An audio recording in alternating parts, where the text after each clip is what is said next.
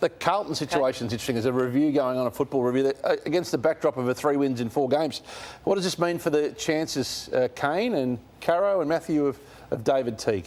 Yeah, I think it's been, he's really saved himself or bought himself some time, I think, with the way that he played. Lordo, I know you were pretty impressed with one aspect of their game. Yeah, I think over the last month, he's adjusted the game style, and we look at some of the numbers of that, and we'll look at the vision first. What I love about this is he's forcing teams backwards, and for the first time, this brought upon a 6-goal forward, a 3-point quarter against Collingwood in the last quarter at the MCG, and I haven't seen a team push backwards like this by Carlton side this year. It's been won by dynamic ball movement, individual brilliance from Wiedering and Jones, whereas this was pure pressure and how you win big games of football. So I love this from Carlton.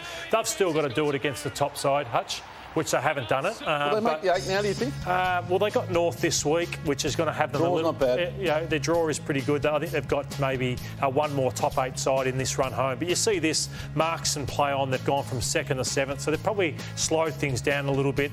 Their marks have increased, so they probably possess the ball a little bit more rather than that manic play that was turning them, making them exposed on the turnover. Yeah, led so well by Sam Walsh. I want to speak about this, and at risk of sounding like a broken record, how Robert Harvey couldn't put some time into Sam Walsh yesterday is staggering to me. I just want to highlight one clip. So that's still side bottom. This is Carlton's front half. Yes, Collingwood have the football, but it's in Carlton's front half. Look at side bottom and his lack of defensive accountability. There's a turnover. Watch where side bottom is now versus Walsh. That's the split already. Now, this is their best player. This is their only midfielder who's going to beat you with Cripps out, and they give him that space. So they allow him to have 38 disposals. He kicks this goal as the match winner.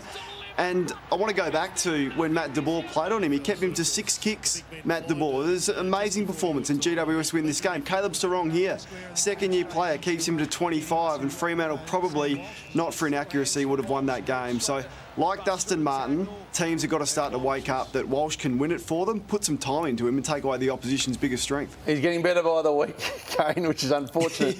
Unfortunate for you. And I see in games now when he's playing well, your Twitter feed absolutely blow up. The AFL on 9 Twitter handle absolutely melts. We hate a pile on this show. We don't stand for it. You did walk back your comments in April. I don't think enough people saw them at the time. I did.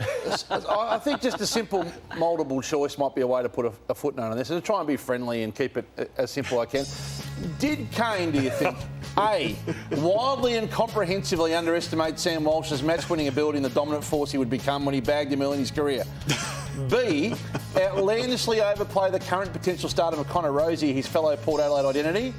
Or C, all of the above, emphatically? Well, am I allowed to answer this? Yeah, I'm just going to go with A. So I did say he's going to be a 250 multiple Australian best and fairest win. Everyone forgets that, but I did underestimate his ability. He's making me look foolish the longer the weeks goes on. So Sam, tip my cap. Sorry, I'll select A. I still believe Connor Rose is going to be a star, though. Even your dad rang you today, didn't he, to tell you to go easy? Dad rang me for the first time in a month. He said, "Hey, son, I just reckon you got to walk back those Sam Walsh comments." I said, I think I did that in April. I'm with you on Rosie, though. He'll come good. Don't worry about that.